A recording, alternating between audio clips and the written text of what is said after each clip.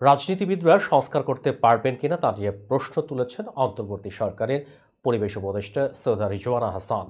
আজ শুক্রবার সকালে রাজধানীর গুলশানে শব্দ দূষণ নিয়ন্ত্রণে সচেতনতা বৃদ্ধি ও ব্যক্তিগত গাড়ি চালকদের পুনঃপ্রশিক্ষণ অনুষ্ঠান শেষে সাংবাদিকদের এক প্রশ্নের উত্তরে তিনি কথা বলেন।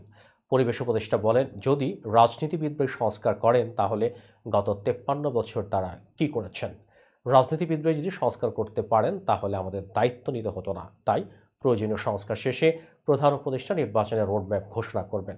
গত 5 আগস্ট ছাত্র জনতার তীব্র গণ আন্দোলনের মুখে শেখ হাসিনা সরকারের পতন হয়। এরপর গত 8 আগস্ট ডক্টর মোহাম্মদ ইউনূসের নেতৃত্বে শপথ নেয় অন্তর্বর্তী সরকার। দায়িত্ব নেওয়ার পর অন্তর্বর্তী সরকার ঘোষণা দেয় প্রয়োজনীয় সংস্কার শেষে নির্বাচনের তারিখ ঘোষণা করা হবে, তবে এর জন্য কোনো দিনক্ষণ ঘোষণা করা হয়নি। অন্যদিকে বিএনপি সহ রাজনৈতিক দলগুলোর দাবি, প্রয়োজনীয় সংস্কার শেষে যৌক্তিক সময়ের মধ্যেই নির্বাচনের রোডম্যাপ ঘোষণা করতে হবে।